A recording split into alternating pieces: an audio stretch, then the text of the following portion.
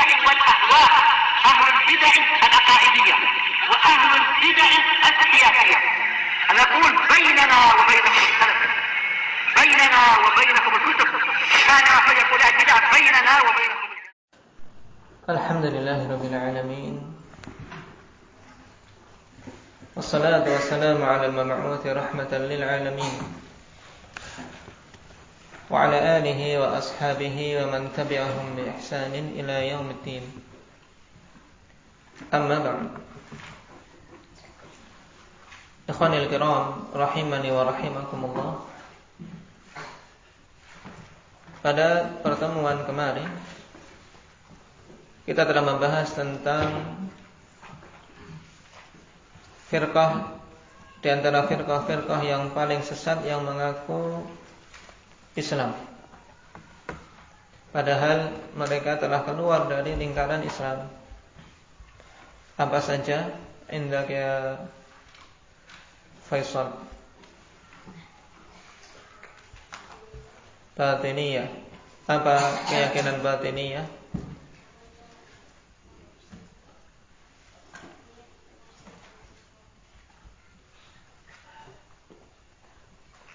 Apa keyakinan firqah batiniyah sehingga dinamakan dengan batiniyah dan termasuk firqah kufur?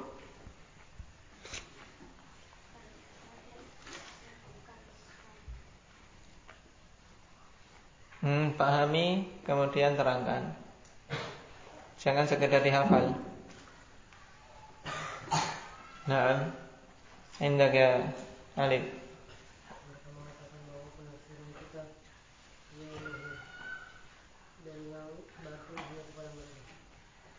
Yaitu, mereka berkeyakinan bahwasanya Al-Quran itu ada dua penafsiran. Penafsiran zahir ini untuk keumuman manusia, dan penafsiran yang batin ini yang hanya mereka saja yang mampu.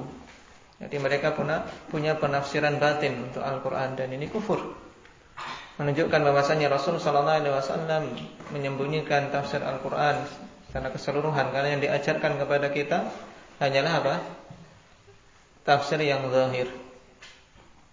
Nah, firqah batiniyah ini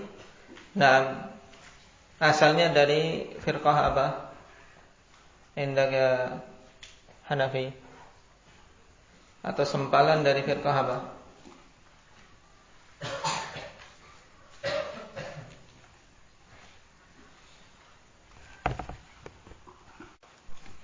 Merupakan sempalan dari firqah Syiah yang menisbahkan kepada pemimpinnya, yaitu siapa? Ismail bin Ja'far. Baik. Kemudian firqah yang kedua, indaka Mukasyaf, Ar-Rafidhah. Ini juga sempalan dari Syiah. Kenapa dinamakan Rafidhah? Karena mereka berkeyakinan bahwasanya Al-Quran itu haram. Dikarenakan mereka tatkala bertanya kepada Zaid bin Ali bin Husain tentang Abu Bakar dan Umar, dijawab dengan kebaikan, dalam artian Zaid memuji Abu Bakar dan Umar. Huma wazira jaddi, keduanya adalah pembantu kakekku, yaitu pembantu Rasul sallallahu alaihi wasallam. Maka mereka benci, tidak menerima dan menolak jawaban tadi, sehingga kemudian dinamakan Rafidhah. Jadi dari sini kita ketahui keyakinan mendasar orang-orang Rafidhah, yaitu menolak kekhalifahan Abu Bakar dan Umar. Dan ini kesesatan yang nyata. Ditambah lagi, kesesatan-kesesatan mereka yang lain, yang salah satunya saja cukup untuk menunjukkan kekufuran mereka. Apa itu diantaranya? Bakhtiyar di surah.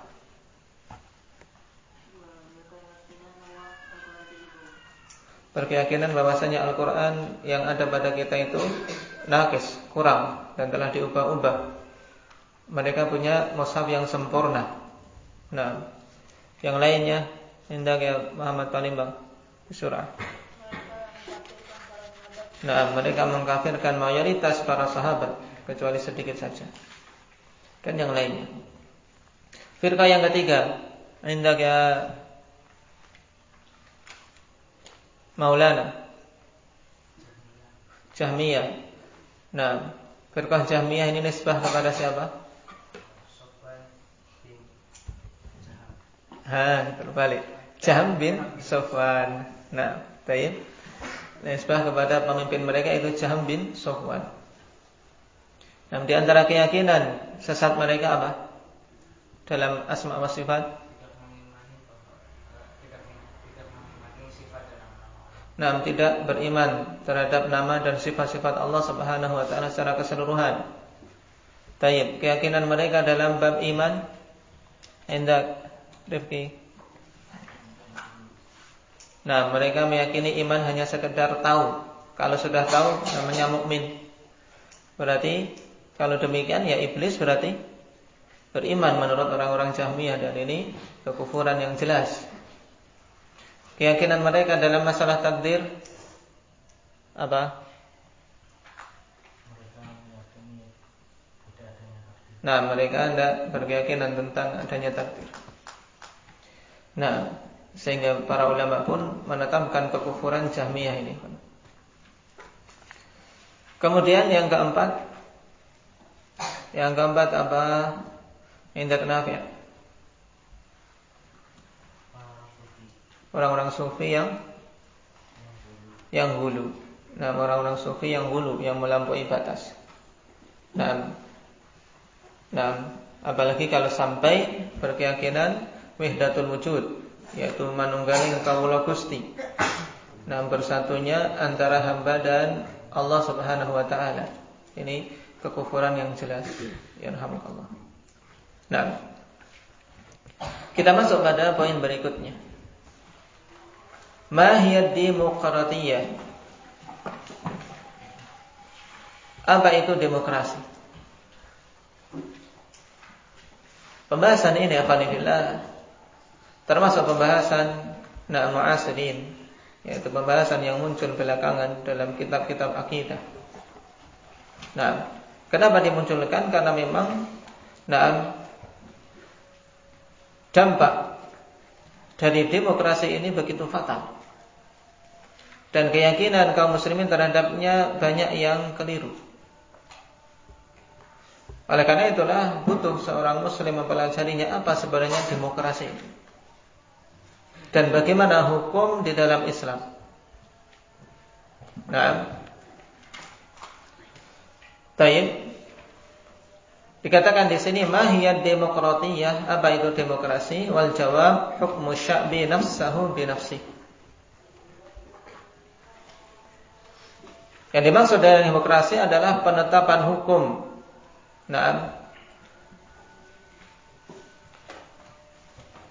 Suatu masyarakat oleh mereka sendiri.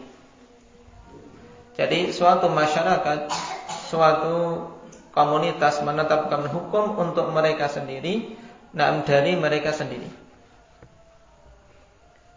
Karena demokrasi ini akhwanifillah diambil asalnya dari bahasa Yunani, yaitu demos dan kratos. Nah, demos dan kratos. Demos artinya apa? Rakyat, kratos artinya hukum.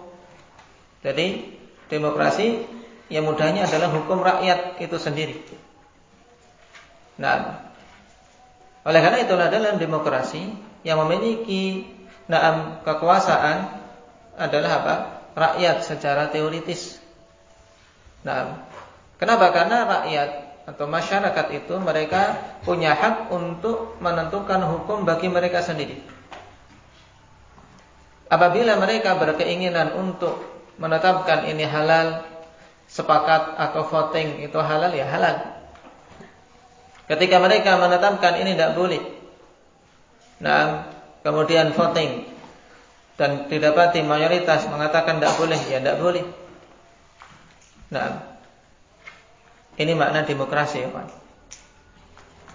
Nah, dari sini kita ketahui berarti pada demokrasi tidak ada lagi apa? Kembali kepada Al-Quran dan Sunnah. Tidak ada dalam demokrasi itu landasan Al-Quran dan hadis Nabi Sallallahu Alaihi Wasallam. Tapi yang menjadi landasan adalah masyarakat itu sendiri, yang mereka berhak menentukan hukum. Nah, mereka berhak menentukan hukum untuk diri mereka sendiri. Baik. Nah, kalau kita telah tahu hakikat demokrasi ini, nah, maka akan mudah bagi kita menjawab pertanyaan berikutnya, ma hukmud demokratiyah? Apa hukum demokrasi? Baik. Maka jawabnya jelas, syirkun akbar. Nah, merupakan apa? Syirik akbar. Kenapa? Kira-kira dari si mana kok dikatakan syirik akbar? Karena manusia berkeyakinan bahwasanya mereka lah yang berhak menetapkan hukum sendiri. Padahal hukum itu hak siapa? Hak Allah Subhanahu wa taala. Nah, penetapan hukum adalah hak Allah Subhanahu wa taala. Nah, dan kita sebagai muslim harus tunduk dengan hukum yang Allah Subhanahu wa taala tetapkan. Yang halal wajib kita katakan halal, yang haram wajib kita katakan haram, yang dihukum had ya kita tetapkan itu hendaknya dihukum had, dan seterusnya. Walaupun semua manusia menolak, tapi kita wajib mengatakan hukum Allah pada suatu perkara misalnya haram. Seandainya semua manusia mengatakan tidak, ini boleh, ini bagus, tapi Allah Subhanahu wa taala katakan haram, ya kita wajib mengatakan haram. Dan ini tidak ada pada demokrasi. Nah, pada demokrasi selama sekelompok manusia itu mereka menetapkan hukum dan sepakat atau minimalnya dengan suara terbanyak. Dan ini kebanyakan yang terjadi. Kenapa? Karena kepala manusia beda-beda ya tidak. Dan maslahat yang diinginkan beda-beda. Oleh karena itulah untuk mencapai apa yang mereka inginkan ya harus mengambil dengan suara terbanyak, karena tidak akan mungkin sepakat penuh. Kecuali sangat sedikit. Nah, sehingga kita ketahui hukumnya syirik akbar. Karena apa? Menetapkan hak untuk tasyri', hak untuk menentukan syariat, hak untuk membuat syariat, hak untuk membuat hukum kepada selain Allah Subhanahu wa taala. Nah, dalilnya apa? Qala ta'ala, "Innal hukmu illa lillah, yaqussul haqqa wa huwa khairul fasilin." Nah, in di sini innafiyah. Innal hukmu illa lillah. Tidak ada hukum kecuali bagi Allah Subhanahu wa taala. Jadi yang berhak menentukan hukum Allah, bukan rakyat, bukan suara terbanyak, bukan mayoritas. Yang berhak menentukan hukum adalah Allah Subhanahu wa taala. Ini dalam Islam. Oleh karena itulah demokrasi sangat bertentangan dengan ajaran Islam. Wa qauluhu wa la yusyriku fi hukmihi ahada. Allah Subhanahu wa taala berfirman, dan tidak menyekutui Allah Subhanahu wa taala pada hukumnya seorang pun. Jadi maksudnya pada ayat di surat Al-Kahfi ini tidak boleh seorang pun memancangkan dirinya sebagai apa? Sebagai sekutu bagi Allah Subhanahu wa taala dalam menetapkan hukum. Dan dengan dua ayat ini jelas dari sekian dalil-dalil yang menunjukkan bahwasanya hukum itu penetapannya hanyalah hak Allah Subhanahu wa taala. Nah, dan pada demokrasi ini tidak diakui. Pada demokrasi yang menjadi penentu hukum adalah rakyat. Yang menjadi penentu hukum adalah mayoritas. Padahal Allah Subhanahu wa taala dalam banyak ayat di Al-Quran menetapkan bahwasanya mayoritas itu kebanyakan apa? Kebanyakan di atas keburukan, kebanyakan di atas kejahilan. Naam, walakinna aktsaruhum la ya'lamun. Kebanyakan mereka tidak tahu. La yaqilun, kebanyakan mereka itu tidak berakal. Kalau kemudian kok mayoritas ini jadikan penetap hukum, ya akhirnya bagaimana jadinya? Jadinya ya rusak. Dan ironisnya ikhwanifillah mengenai demokrasi ini, pembicaraannya di depan pemuda-pemuda kaum muslimin, bahkan orang-orang tuanya, senantiasa datang dalam bentuk pujian. Dalam bentuk pujian. Nah, dan sungguh bagi setiap muslim, nah, apalagi di zaman-zaman akhir ini, tatkala demokrasi seakan-akan sebagai suatu hal yang butuh diwujudkan. Bahkan mereka bangga kalau terjadi apa? Terjadi betul-betul demokrasi terwujud dengan bagus dan seterusnya. Padahal ini adalah perkara yang rusak. Makanya pada anak-anak kaum muslimin, apalagi orang-orang tuanya untuk betul-betul mengetahui hakikat demokrasi itu. Yang semua ini adalah usaha orang-orang barat, orang-orang kufar untuk menjauhkan kaum muslimin dari agamanya. Makanya mereka begitu gencar ikhwanifillah membuat opini di tengah-tengah kaum muslimin di negeri-negeri Islam, baik di negeri Arab maupun di luar Arab. Nah, membuat opini bahwasanya itulah sistem yang paling bagus untuk diterapkan di zaman ini, sistem demokrasi.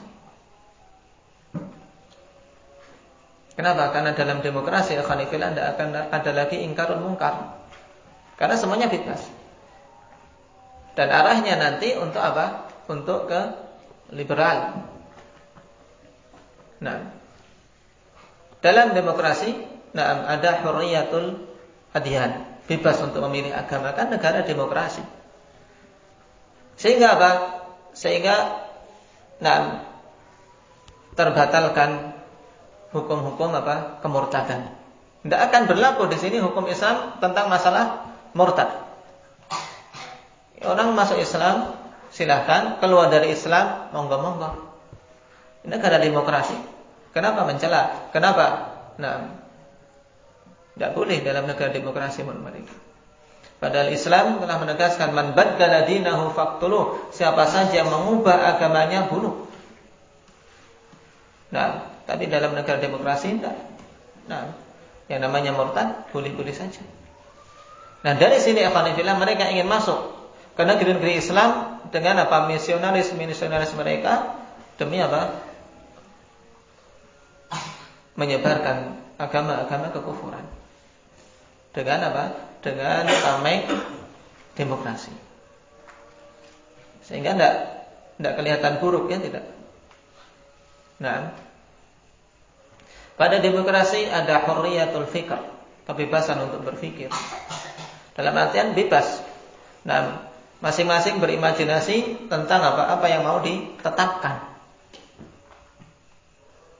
Makanya kalau kemudian di akhir-akhir muncul mereka-mereka yang mengkampanyekan agar LGBT diperbolehkan, ya itulah dampak demokrasi. Kalau tidak ada demokrasi, jelas Islam mengatakan itu adalah haram, sudah selesai, ya tidak. Tapi karena demokrasi, mereka punya peluang. Perkara yang haram diperjuangkan untuk bisa menjadi sesuatu yang resmi. Kenapa? Alatnya demokrasi.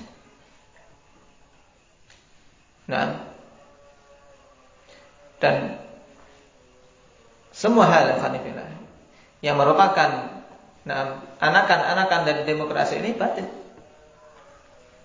Seperti intikhabat, pemilu. Ini juga karena dibangun di atas kebatilan, ya jelas batil. Nah, kalau kita pahami ini afanillah, kalau kita memahami, bahayanya perkara ini bukan perkara ringan. Kemudian seseorang ingin memperjuangkan Islam dari jalan demokrasi, tidak akan mungkin berhasil. Tidak akan mungkin berhasil. Tapi perjuangan Islam tidak akan bisa dicapai dengan perkara yang diharamkan oleh Allah Subhanahu wa taala. Kalau mereka mengatakan ingin memperjuangkan Islam dari jalan demokrasi atau dari jalan pemilu, itu bohong.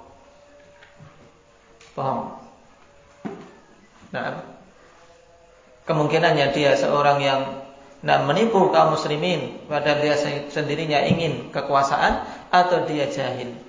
yang tertipu oleh orang-orang barat.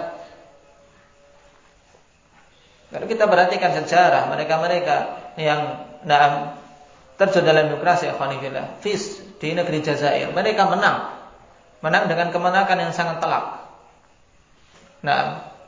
Taib Qanul Muslimin saat itu. Tapi karena orang-orang kufar, orang-orang barat tidak ingin. Yang seperti ini, orang-orang yang haraki, yang punya menurut mereka militansi terhadap Islam menang, ya setelah itu ditolak. Gampang, karena mereka sebenarnya cuma sekedar alat untuk menipu.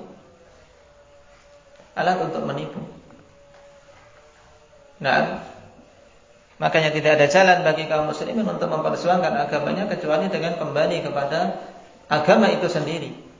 Gak akan bisa kalau kita mau memperjuangkan agama kok malah meninggalkan agama dan mengadopsi jalan orang-orang kufar. Tidak akan bisa.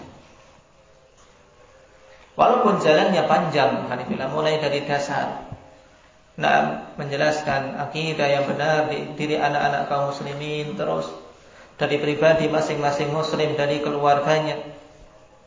Memang kelihatannya jalannya panjang, tapi yakin apabila hal itu dilakukan, maka Allah Subhanahu wa taala akan berikan kekokohan kepada Islam dan kaum muslimin. Karena yang menurunkan rasa takut di hati-hati orang kufar siapa? Allah. Dan yang mencabut rasa takut juga Allah Subhanahu wa taala. Tapi ingat, sebabnya adalah kita sendiri. Sebabnya kita sendiri. Kenapa dulunya kaum muslimin ditakuti oleh musuh-musuhnya, bahkan dalam 1 bulan perjalanan sudah gentar. Orang-orang kufar gentar ketika mendengar pasukan kaum muslimin menuju mereka dalam jarak 1 bulan perjalanan, sebagaimana dalam nas hadis Rasul sallallahu alaihi wasallam. Tatkala mereka kokoh di atas agama, kokoh di atas tauhid dan sunnah, kemudian hal ini tercabut karena kita menjauh, sedikit demi sedikit terjauhkan dari din, condong kepada dunia, condong kepada perkara-perkara yang melalaikan, kemudian maksiat, kemudian terlupakan sunnah, hidupnya bid'ah, masuknya kesyirikan dan seterusnya. Maka kalau kita ingin kembali seperti itu, ya harus kembali kepada apa yang menjadi baik generasi awal. Sebagaimana berkata Imam Malik rahimahullah, la yuslihu amra hadhil ummah illa bima salaha bihi awwaluha. Tidak akan bisa memperbaiki keadaan umat ini kecuali dengan perkara yang menjadi baik generasi awalnya. Dan Rasul sallallahu alaihi wasallam juga mengatakan, la yanzi'ullahu ankum hatta tarji'u ila dinikum. Allah Subhanahu wa taala tidak akan mencabut kehinaan itu dari kalian sampai kalian kembali kepada agama kalian. Dan diantaranya yaitu dengan meninggalkan prinsip kufur ini, meninggalkan prinsip kufur,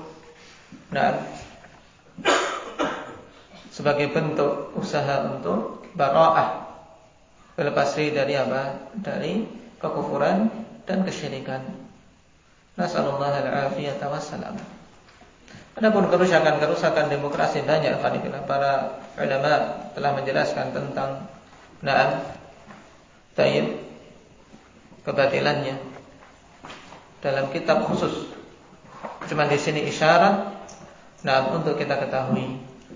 Sedangkan pendalamannya pada kitab-kitab tersendiri. Nasallallahu al-afiyata wassalam walhamdulillah.